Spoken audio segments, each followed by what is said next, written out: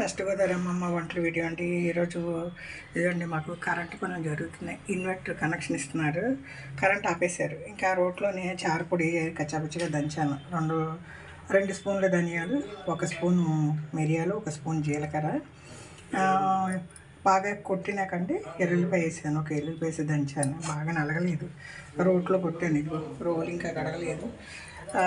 సరే అండి, ఏదో కొంచెం కనెక్షన్ ఇచ్చి చెక్ చేస్తున్నారు. ఏ నిమిషం పోద్దో తెలీదు. ఏం చేశానండి, 2-3 టమాటాలు, చింతపండు, ఉప్పు, నీళ్ళు వేసి పిసికి దాంట్లో ఈ చారుపొడి వేసానండి. చారుపొడి నాకు 2 రోజులు కొట్టుకున్నాను, ఇవాళ సగం వేసేసాను. ఉప్పు వేసాను కదా. తర్వాత ఏం చేశాను, తాలింపులో ఆవాలు, జీలకర్ర, కరివేపాకు, ఇంగువ కూడా వేసానండి.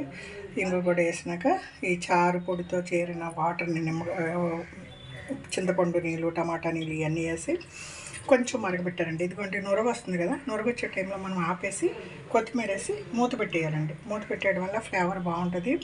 ఈ దీంట్లోంచి మన ఇంగ్రీడియంట్స్ అంతా జ్యూస్ బాగా వేడి నీళ్ళలో దిగుతుంది. కాఫీ డికాషన్ ఫిల్టర్ దిగుతుంది కదా, కాఫీ ఆ మాదిరి మీరు మరగబెట్టేసారనుకోండి బాగుంటుంది. దాంట్లో ఫ్లేవర్ అంతా చారులో కాదని ఆవిరి వెళ్ళిపోతుంది.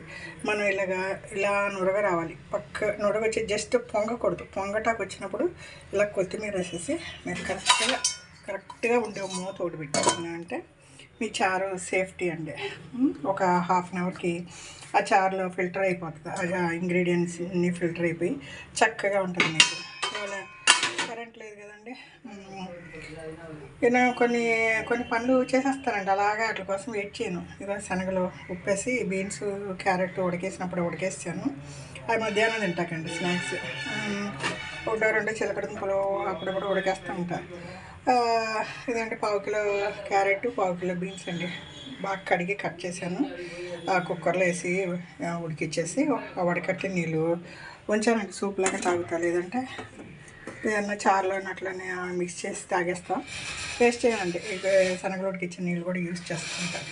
అలాగండి, బీన్స్, క్యారెట్ తాలింపు వేసాను. ఎల్లిపాయ, జీలకర్ర, కరివేపాకు వేసాను, ఉప్పు వేసాను. కొంచెం కారం వేస్తే సరిపోద్దండి.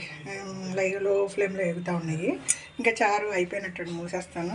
చారు పొడిని ఒక డ్రైగా ఉన్న డబ్బాలో పెట్టి ఫ్రిడ్జ్లో పెడితే 2 రోజుల తర్వాత ఏమైనా యూజ్ చేసుకోవచ్చండి. ఈ చారు మాకు ఈరోజు రేపటికి సరిపోతుందండి. చారు మీరు కందిపప్పు వేస్తే సద్దివాసన వస్తుందండి, ఒక రోజుకి సరిపోద్ది. అలా పెట్టుకోవాలి. మీరు 2వ రోజుకి చారు బాగోదు, అందుకే నేను కందిపప్పు వేయను.